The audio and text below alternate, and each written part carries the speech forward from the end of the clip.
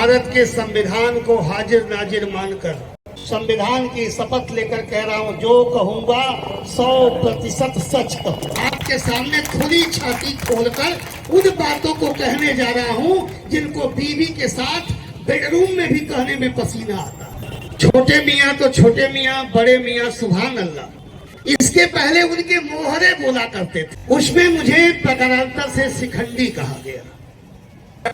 पूर्व विधायक समाजवादी पार्टी के राष्ट्रीय सचिव की बात कर रहा हूँ। खुद यही मान लिए कि आप दुशासन हैं, दुर्योधन गोरखपुर बैठा है, यही मान लिए कि सपनी मामा जो जो सिखाएंगे हम उतना ही बोलेंगे। मरी हुई माँ को गाली देने पे मर्यादा भंग हुई थी कि नहीं हुई थी? और हमने एक पत्र लिख दिया सीबीआई को, ईडी को, तो सारी मर्यादा धरी की धरी रह गई। वक्त दिखा दो सीएम का जिसने मुझे बर्खास्त किया था, राजनीति न छोड़ दो दिया तो अपने बाप की औलाद पे। साबित करो दुशासन महोदय, 12.5 एकड़ से ज्यादा राजेश त्रिपाठी के पास अगर खेत हो, जो कहो हार जाओ। विनय शंकर तिवारी अभियुक्त सीबीआई के अग्रिम जमानत पर हैं। कहाँ लिखा है भाई जनवरी? तो फिर इस समय डिग्री कॉलेज के नाम 168 एकड़ जमीन कैसे है? कि पिछले 25 वर्षों से डिग्री कॉलेज की, इंटर कॉलेज की ऑडिट ही नहीं हुई है। 14 कॉलेज चल रहे हैं कागज में, मौके पर बिल्डिंग है एक।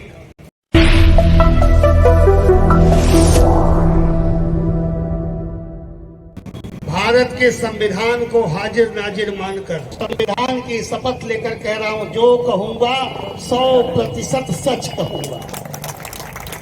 हम सिर्फ जिस बात को आगे बढ़ाना चाहते हैं, आपको समझ में आएगा कि ये मूर्तियां मंच पर हमने क्यों रखी थी। इस नाते मैं अपनी बात शुरू करूं। देखिए, मैंने आपको बुलाया है एक बड़े खुलासे के लिए, एक ऐसे खुलासे के लिए जो हो सकता है कि आप में से कुछ लोग दबी जुबान से जानते हो मगर कह ना पाते हो, हिम्मत न पड़ती हो लोगों की उद्दंडता के नाते। इस नाते भरे चौराहे पर छाती खोलकर ये मोदी का दीवाना, 56 इंच योगी का दीवाना, आपके सामने खुली छाती खोलकर उन बातों को कहने जा रहा हूं जिनको बीवी के साथ बेडरूम में भी कहने में पसीना आता है। छोटे मियाँ तो छोटे मियाँ, बड़े मियाँ सुभान अल्लाह का घोटाला है। और छोटे मियाँ पे तो कुछ लोग बोल भी लेते हैं, बड़े मियाँ पे तो थोड़े और भी कलेजा चाहिए। तो मैं खुले मंच पर, चौराहे पर, बस स्टेशन पर, बारिश आए, तूफान आए, बम बरसे, गोलियां बरसे, आज तो हम न मानेंगे, कह के रहेंगे, कह के रहेंगे। लेकिन उसके पहले मीडिया के साथियों के, चूंकि ओपन प्रेस मीट है तो मैं मीडिया से बात कर रहा हूं। दोस्तों, उर्वा से लेके बरहलगंज तक पिछले 10 दिन पहले एक जुलूस निकला था। एक जुलूस निकला था। उस जुलूस में ऐसे स्वागत किया गया था मानो कारगिल का युद्ध जीतकर कोई आ रहा हो, ऐसा लगा। लेकिन मुझे एक बात की खास खुशी हुई। यकीन मानिए, पहली बार मैं खुश हुआ अपने पदबंदी पर, अपने राजनीतिक पदबंदी पर, अपने व्यक्तिगत पदबंदी पर। हालांकि राजनीतिक पदबंधता में व्यक्तिगत शब्द नहीं होता, संभवतः चिल्लू पार इकलौता ऐसा कॉन्स्टिट्यूंसी होगी जहां राजनीतिक पदबंधता को व्यक्तिगत बना लिया गया। लेकिन खुश इसलिए हुआ कि उस दिन 5-7 जगह छोटी छोटी नुक्कड़ सभाएं हुई और पहली बार समाजवादी पार्टी के राष्ट्रीय सचिव ने, जो यहाँ के कभी विधायक भी 5 साल रहे हैं, दर्जा प्राप्त ही सही मगर मंत्री भी रहे हैं, उन्होंने मुझ पर पहली बार खुल के बोला। इसके पहले उनके मोहरे बोला करते थे। हमारे साथी कहते थे कि आप जवाब क्यों नहीं देते? हमने कहा, यार हाथियों का काम है कुत्तों का जवाब देना। हाथियां अपने ढंग से चला करती हैं। कोई लेवल का व्यक्ति आए तो जवाब दिया जाए। कोई ऐरा गैरा नत्थु फेरा कुछ भी जवाब लगाता बनेगा। 10 लाख लोगों का प्रतिनिधित्व करता हूं, 1 लाख लगभग मतदाताओं ने सम्मान पूर्वक जिताया है मुझे। 3 बार का चिल्लू पार जैसी अपराजेय माने जाने वाली सीट का एमएलए हूं। ये मैं बयान कर रहा हूं, दम नहीं, अभिमान नहीं है। और शपथ संविधान दर्जा प्राप्त नहीं मानती रहा हूं, कृपा पुरुष को कृपा पात्र कहा जाता है, लेकिन मैं संविधान का शपथ लेकर मैं मिनिस्टर भी रहा हूं स्टेट का। ऐसे व्यक्तियों का जवाब दिया जाए जो 50 वोट भी पा करके मेंबरी जीतने की हैसियत न रखता हो, चेयरमैनी जीतने की हैसियत न रखता हो, 100-200 में निपट जाता हो, भारतीय जनता पार्टी जैसे सबसे दुनिया के सबसे बड़े पार्टी का उम्मीदवार होकर भी 4-5 वोटों में सिमट जाया करता हो, योगी जैसे दुनिया के ताकतवर व्यक्तित्व, सनातन संस्कृति को मानने वालों के लिए मैं कह रहा हूं, जिसके पीठ पे हाथ हो, एमएलसी लड़ता तो 1000-1200 में सिमट जाता हो, वो 3 बार के एमएलए, मिनिस्टर और 1 लाख मतदाताओं का प्रतिनिधि और 10 लाख लोगों का प्रतिनिधित्व करने वाला, हम यूं ऐसे ही लोगों का जवाब देते फिरेंगे तो फिर विकास कैसे करेंगे? हमें तो चिल्लू पार का विकास करना है, जवाब नहीं देना है। लेकिन बात तब आ गई जब पूर्व प्रतिनिधि ने, पूर्व विधायक ने मुझ पे वो शब्द, हालांकि वो सारे सवाल वही कहे, और दुर्योधन की सबसे बड़ी खराबी यही थी, वो अपनी अकल लगाना नहीं था, सपनी मामा की ही बात मानता था वो। मैं आऊंगा उस पर। उन्होंने वही बात कही जो पहले फेसबुक व्हाट्सएप पे लगा करते थे, और ये है आम के साथ खास बात। खास आप लोग हैं जो मेरे बुलावे पे आए हैं, आम वो लोग हैं जो चौराहे पे खड़े हैं, क्योंकि मैंने उनको बुलाया नहीं था, यहाँ आम लोग भी आते जाते हैं, तो आम के साथ खास है। और आम का महीना जा रहा है, तो आपके साथ आम चाय पे चर्चा सुनी थी, विस्की पे चर्चा सुनी थी, बोतल पे चर्चा सुनी थी, भोजन पे चर्चा सुनी थी, मैंने कहा नहीं, आम पे चर्चा होगी। भरपेट है पानी का बोतल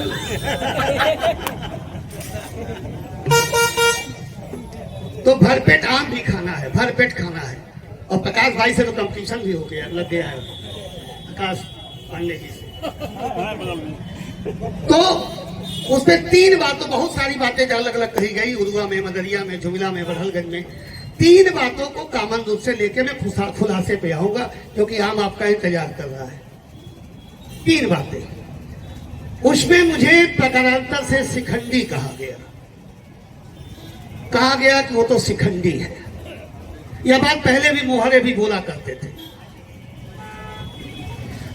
पता नहीं कैसे आप अधिवक्ता हैं, पढ़ लिख करके अधिवक्ता बने हैं, मैंने सुना है। मैं पूर्व विधायक समाजवादी पार्टी के राष्ट्रीय सचिव की बात कर रहा हूँ।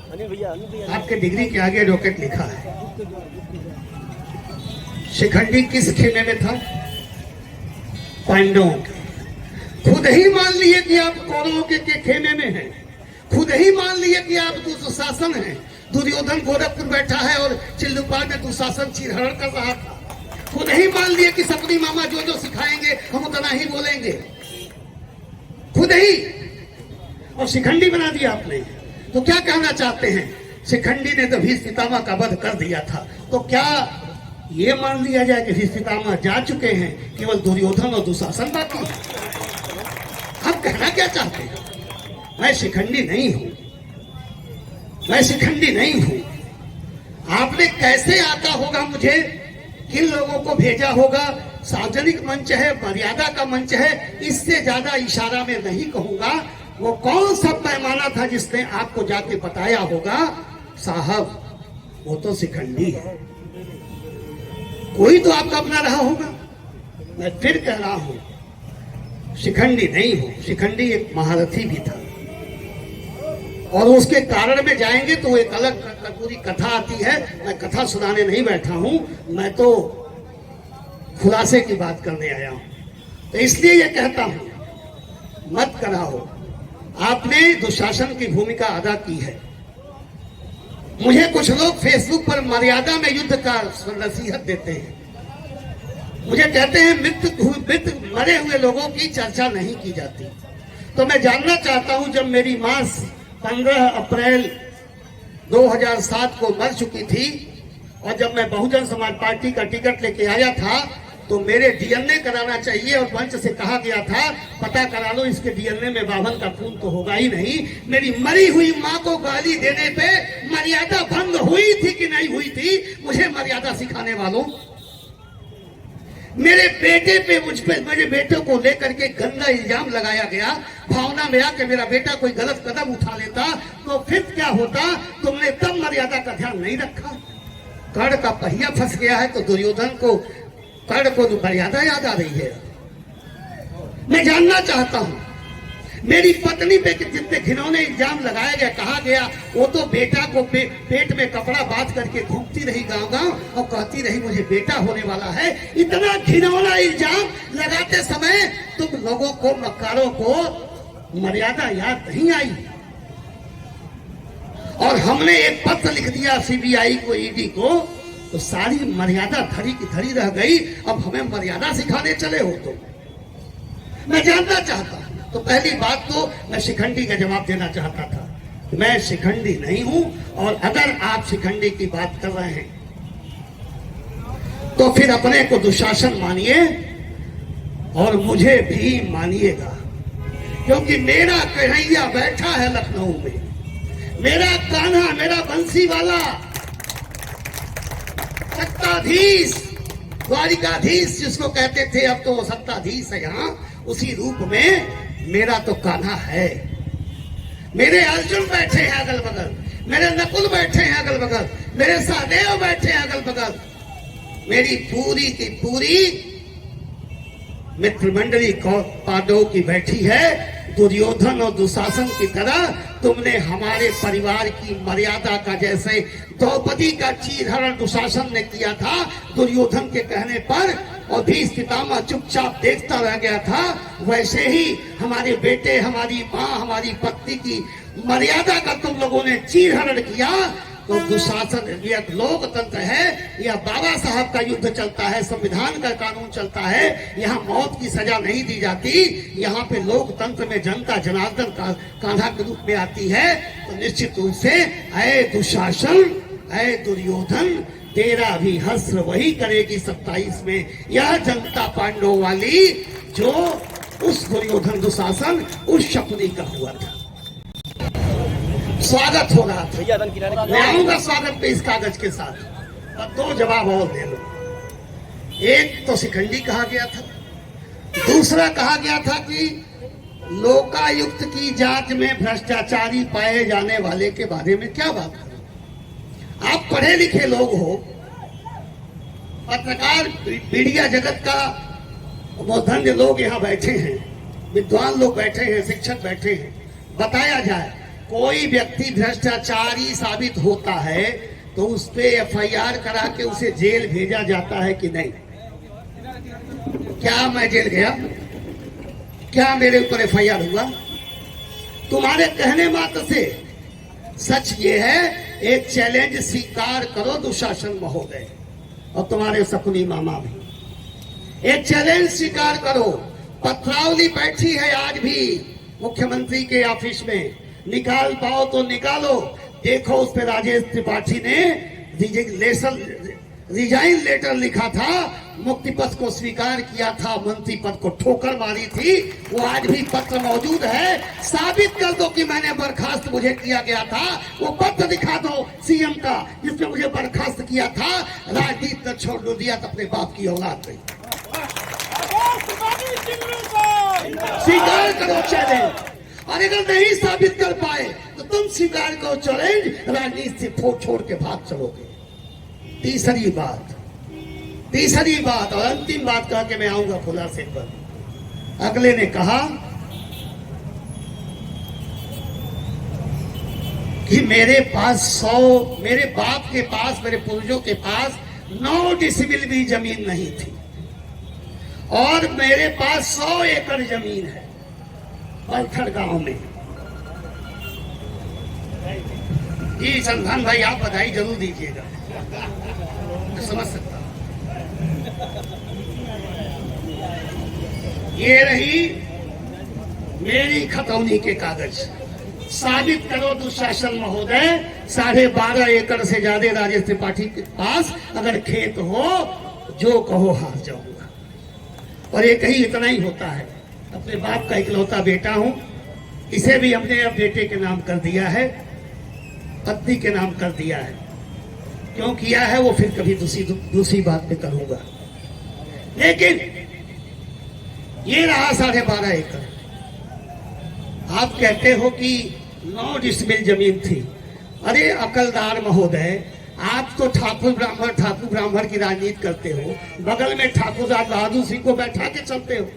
तो राज बहादुर सिंह पूर्व प्रमुख से पूछ लिए होते उनके पिताजी की मकान मेरी जमीन में है कि नहीं।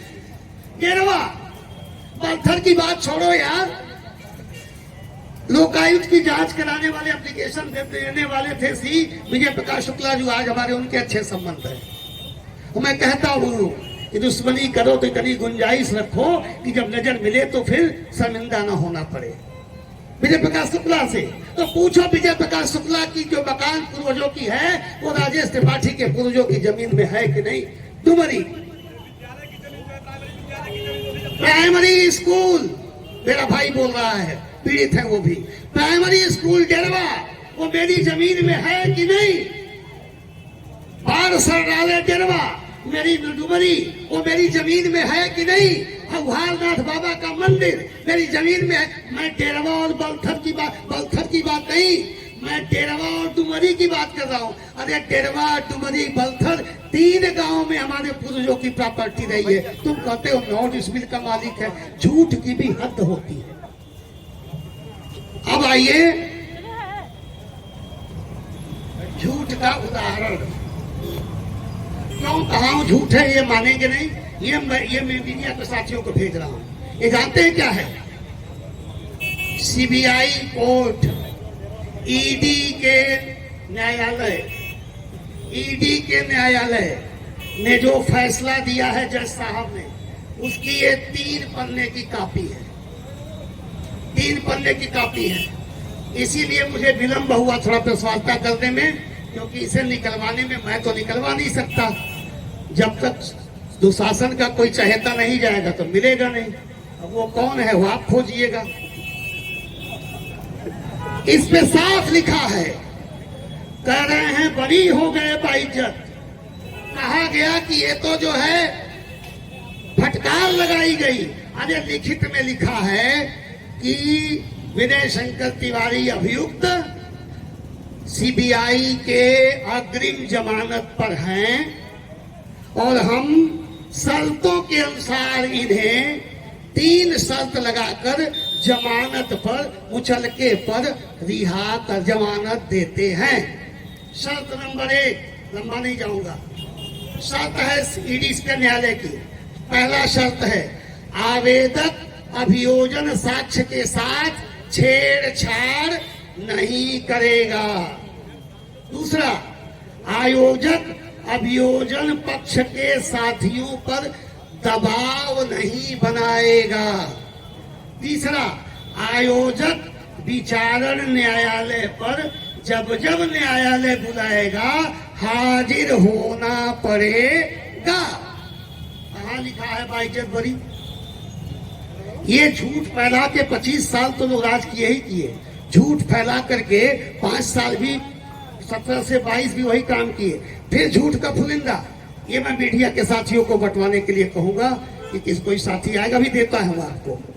ये पूरा पेपर आपके पास है, 100 कॉपी लाया हूं, पब्लिक से लेके कहीं भी कोई ले सकता है इसे। और आप कहिए कि न्यायालय का ये झूठा है।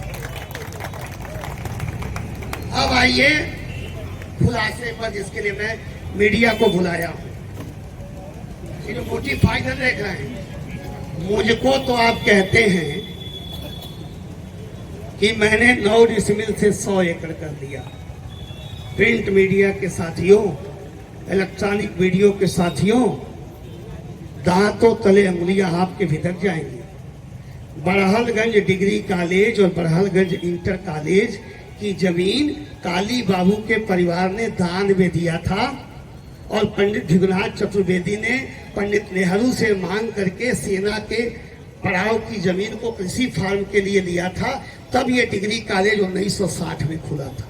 इसके अलावा कोई जमीन डिग्री कॉलेज के नाम नहीं थी। ये जो दुकानें बनी हुई है ना, जहां आप खड़े हैं, यह भी जो पार्क है, यह भी, ये सब लट्ठा पोखरा है कागज, ये सब बंजर जमीन है। इसमें कुछ हरदेव यादव ने बैनामा लिया था, कुछ दिनेश निगम के बाबा ने बैनामा लिया था। आज भी वो कागज में उन लोगों का नाम है। कब से डिग्री कॉलेज चढ़ गया इस पर। और छोड़िए, जब दान में दिए गए जमीन पर डिग्री कॉलेज और इंटर कॉलेज बना, फील्ड आई, तो फिर इस समय डिग्री कॉलेज के नाम 168 एकड़ जमीन कैसे है? 168 एकड़ जमीन।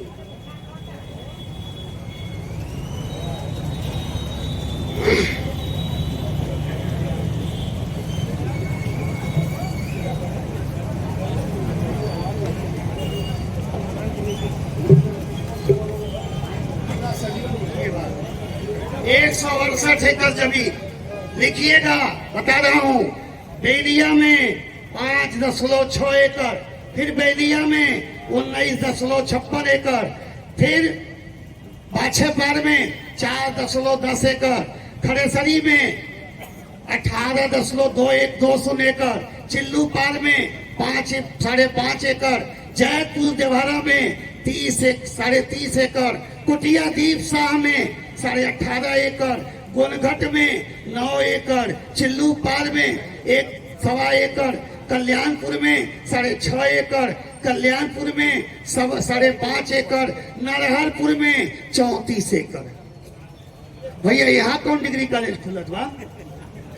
और ये सब ग्राम समाज की जमीन रही है। ग्राम समाज की जमीन आपके नाम कैसे हो गई? या तो किसी ने दान दिया। क्यों दिया? क्या कारण था दान लेने का? किसी फाक तो यहाँ है। बैठाइएगा राजू भाई, आप लोग जैसे उधर बैठाइए। ये सारे के सारे 168 एकड़ इसकी सरकार जांच करा रही है। हाँ, सरकार जांच करा रही है कि 168 एकड़ आपके पास आया कहां से, किन परिस्थितियों में। एक का तो खुलासा भी हो गया। कोलघट वाले प्रधान जी से कहा गया, तुम्हारे बेटा के नौकरी देव, ग्राम समझवा हमारे नाम कर देता, एगो प्रस्ताव कर देता। वो प्रस्ताव कर दिया, अब प्रस्ताव के बाद न जाने कब कुटरचित तरीके से नहुआ चढ़ गए, नौकरी हूं का उनका नतियों नहीं पाऊंगा। ये 9 डिसमिल का मेरी बात कर रहे थे, मैं कागज के साथ 168 एकड़ ये जमीन दे रहा हूं। जमीन घोटाला इतना बड़ा किसी कॉलेज के नाम, ये प्रदेश का सबसे बड़ा जमीन घोटाला है किसी डिग्री कॉलेज का। घोटाला नंबर 1।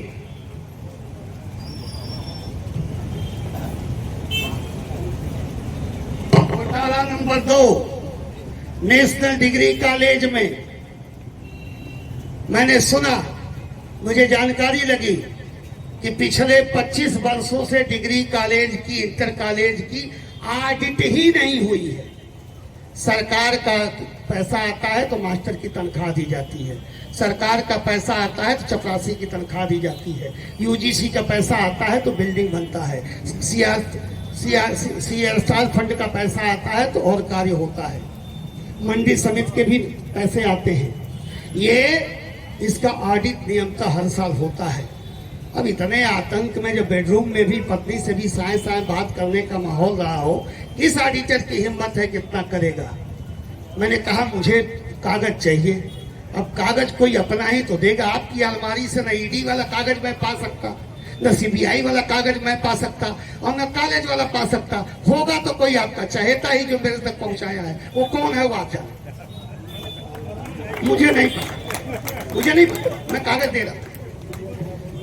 आप देखिए, मजेदार बिल्डिंग घोटाला, जमीन घोटाला आ गया। पत्रकार साथियों, मीडिया के मित्रों, बिल्डिंग घोटाला। ये रहा बिल्डिंग सबूत के साथ, ये रहा बिल्डिंग का नक्शा। इस एक नक्शे पर एक कॉलेज की मान्यता ली गई, फिर सी नक्शे को रंगीन कराकर दूसरे कॉलेज की मान्यता ली गई, तीसरे कॉलेज की ली गई, चौथे की, पांचवें की, छठवें की, सातवें की, आठवें की, नौवें की, 10वें की। अरे 14 कॉलेज चल रहे हैं कागज में। मौके पर बिल्डिंग है एक, बिल्डिंग एक। और जगह क्या है? यहाँ से जाते समय मीडिया के साथियों से चाहूंगा, आप जवाब भी दे सकते हैं, आप अधिकारी हैं, किसी भी पक्ष को आरोप का जवाब लेने का कोई दिक्कत नहीं। तो जाइएगा तो जो लॉ कॉलेज खुला हुआ है वहां कितनी बिल्डिंग है देखिएगा। ये 14 बिल्डिंग वहीं खड़ी है कागज में। नियमतः पूरा कॉलेज चौराहा भर जाएगा, बस स्टेशन भर जाएगा, तब इतनी बड़ी बड़ी 14 बिल्डिंगें वहां खड़ी हो पाएंगी। मौके पर बिल्डिंग एक, 14 विद्यालयों की मान्यता। और बता रहा हूं किसकी किसकी। शारीरिक शिक्षा की मान्यता अलग, B.Com की मान्यता अलग, M.Com की मान्यता अलग, MSc की मान्यता अलग। 14 कॉलेजों के भी नाम आ जाएगा, 14 कॉलेजों की मान्यता। बिल्डिंग घोटाला, इसकी जांच गई गवर्नर को। मैंने गवर्नर को पत्र लिख दिया। गवर्नर ने कहा इतना बड़ा कैसे घोटाला हो सकता है जी, एक तथ्य हो जाता है। हमने कहा पता नहीं, जांच करा दीजिएगा, अगर दोषी हूं तो मुझे सजा दे दीजिएगा अफवाह फैलाने के नाम पर। गवर्नर ने जांच बैठा दी। जांच में पता लगा, जांच अधिकारी का फोन आया, अरे मर्दे मोदी जी लोगों का नौकरिया लेवा का सजी लोगों का साइन भाई पर कि हम जाके देखने वाली है बिल्डिंग में, हमारे अखिया मनवा लौको ना। हम कल इहो गड़बड़े हुआ है। बिल्डिंग घोटाला, इसकी भी इंक्वायरी मैंने, उन्होंने लिखा कि गोल गोल जवाब दिया। मैंने गवर्नर को दूसरा पत्र लिखा, वो भी काफी इसी में है कि भौतिक सत्यापन कर लिया जाए, मेरी बात झूठी हो मुझे जेल भेज दिया जाए, लेकिन जांच होनी चाहिए।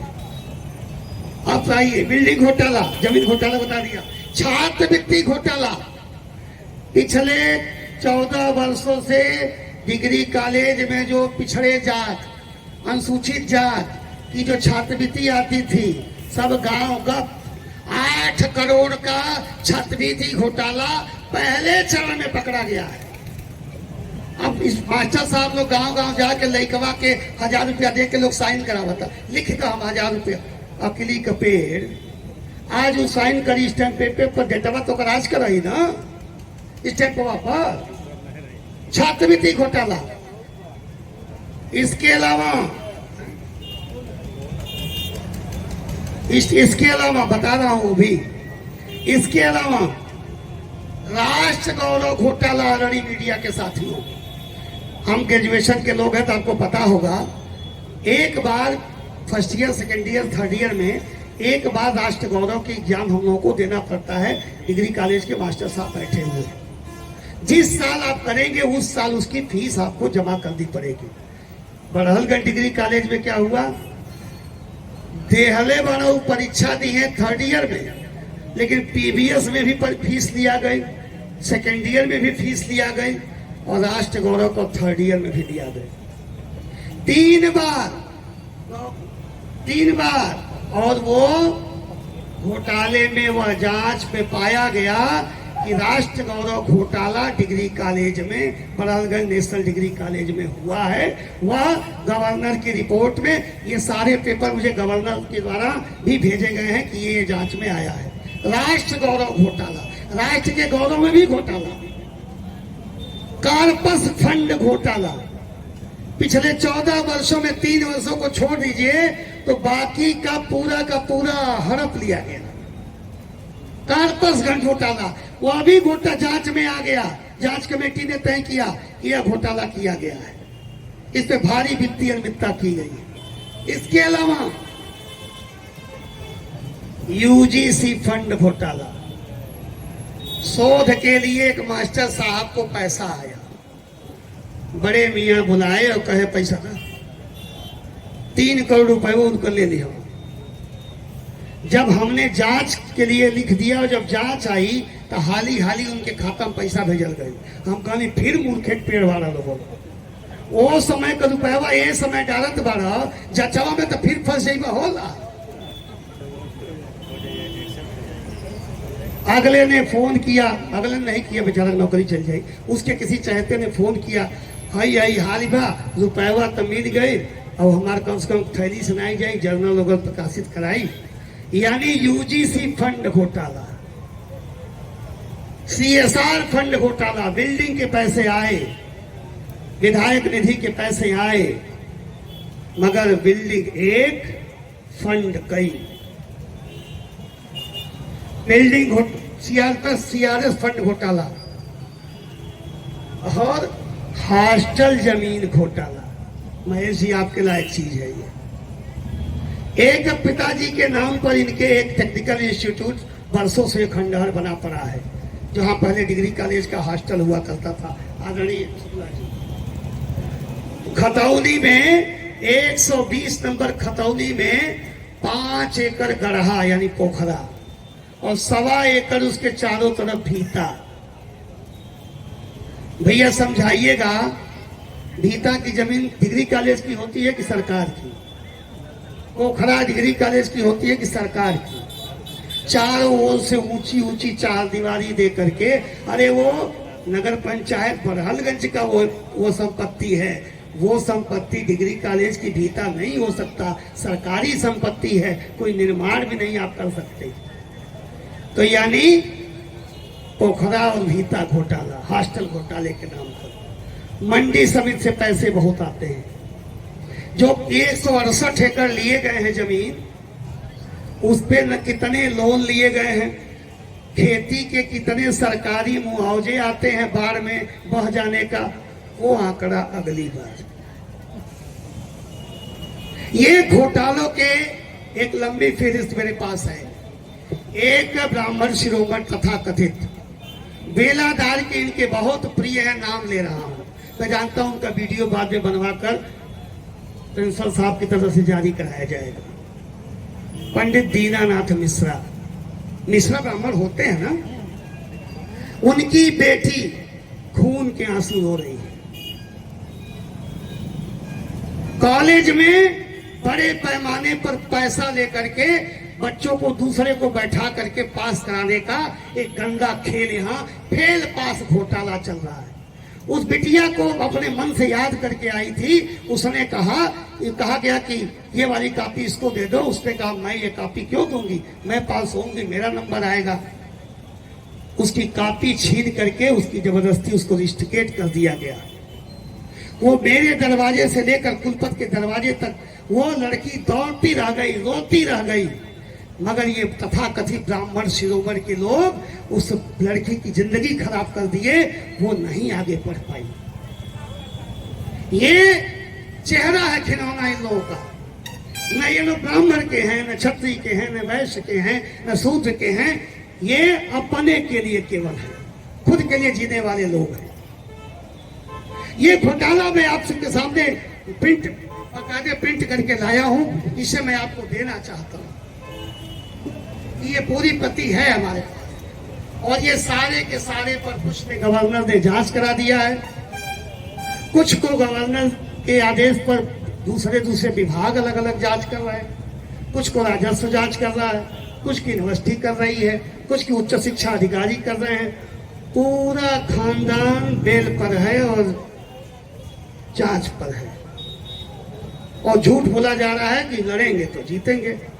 मेरी वाली लाइन, यार लड़ तो रहा हूं, दुनिया देख रही है कि मैं डंके की चोट पर दक्काकी से लड़ रहा हूं, तो लड़ रहा हूं तो जीतूंगा तो मैं ही।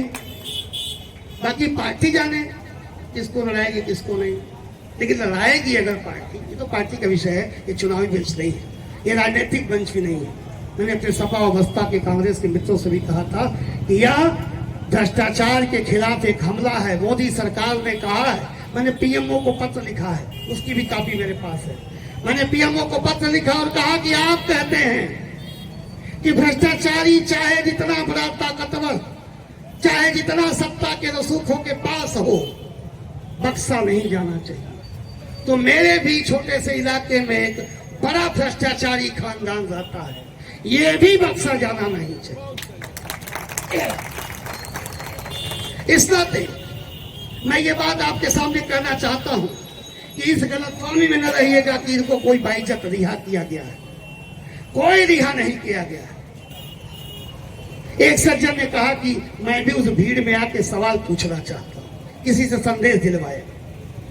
मैंने कहा मैंने प्रेस वालों को बुलाया है, प्रेस वाले, मैं भी प्रेस वाला रहा हूं, तो प्रेस वाले मेरे मित्र हैं और अपने मित्रों को बुलाया हूं। तो मित्रों को अधिकार है जो चाहे वो सवाल कर सकते हैं, लेकिन कोई भी आकर के सवाल करे, जेन्युइन सवाल होगा तो दुश्मन का भी जवाब देंगे, मगर सवाल भी सवाल की तरह मर्यादा में आना चाहिए। हमने पूरी कोशिश की है कि उस श्रृंखलता की तरह जवाब न दिया जाए, लेकिन इतना जरूर करूंगा कि धैर्य की भी एक सीमा होती है। मैं इस बात से एक बार खुले मंच से कहना चाहता हूं, एक बार फिर मेरी हत्या की साजिश की जा रही है। ये सिक्योरिटी अचानक मुझे नहीं बढ़ाई गई है। मैंने कोई डिमांड नहीं की थी सरकार से कि मुझे 5-5, 10-10 सिक्योरिटी दी जाए। अगर ये लोग कर रहे हैं, कहा गया मेरा बेटा मानस त्रिपाठी, इधर मंच के तरफ आओ, तो हम बाप बेटे दोनों को अगर तुम निपटाने की कोशिश कर रहे हो, तुमने लखनऊ में बैठ करके, तुम यहाँ आकर तुम यहाँ आने की तैयारी नहीं कर रहे थे, तुम मेरे और मेरे बेटे को कि हत्या की साजिश रच रहे थे। फिर मेरा तकदीर साथ दे गया और लीक हो गया मामला। तो अगर तुम्हारी बात पे मेरी मौत अगर तुम्हारे बम कट्टों से, तुम्हारी बदतमीजियों से तुम्हें लिखी हुई है, तो हम बाप बेटा चिल्लू पार के लिए शहीद भी होने को तैयार है। चलाओ तुम्हें जितने भी नैनों के बाण चलाओ, या शब्दों के बाण चलाओ, या बमों के बाण चलाओ, चाहे जितनी साजिशें रचो, ये दीवाना तो टकराएगा तो टकराएगा। सिर पे कफन यूं ही बांध के ये पागल निकला नहीं है चिल्लू पार की गलियों में। इस नाते कहता हूं मेरे दोस्तों, हो सकता है कि मेरे साथ कोई अनहोनी हो जाए, हो सकता है मेरे बेटे के साथ कोई अनहोनी हो जाए, तो इस चिल्लू पार को संभाल कर रखना मेरे दोस्तों, क्योंकि नींव उनकी पूरी तरह खिसक चुकी है।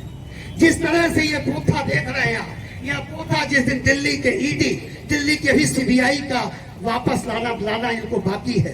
अभी भाई से पूछताछ बाकी है, बेटे से पूछताछ बाकी है, बीवी से पूछताछ बाकी है, बहन से पूछताछ बाकी है, बेटियों से पूछताछ बाकी है, चाचाओं से पूछताछ बाकी है। अभी तो ये दौर चलेगा। मुझे नहीं लगता उन्हें पता है कि इसने हमारी राजनीतिक जमीन खिसका दी है, चौपट हो चुका है। उनके पास एक रास्ता है, हम बाप बेटों को खत्म कर दें। तो बढ़ते जीने कौन आया है? मुक्ति पद शायद हो सकता है, इसीलिए भीख मांगकर हम लोगों ने किया। और एक बात करके अपनी बात को खत्म करता हूं,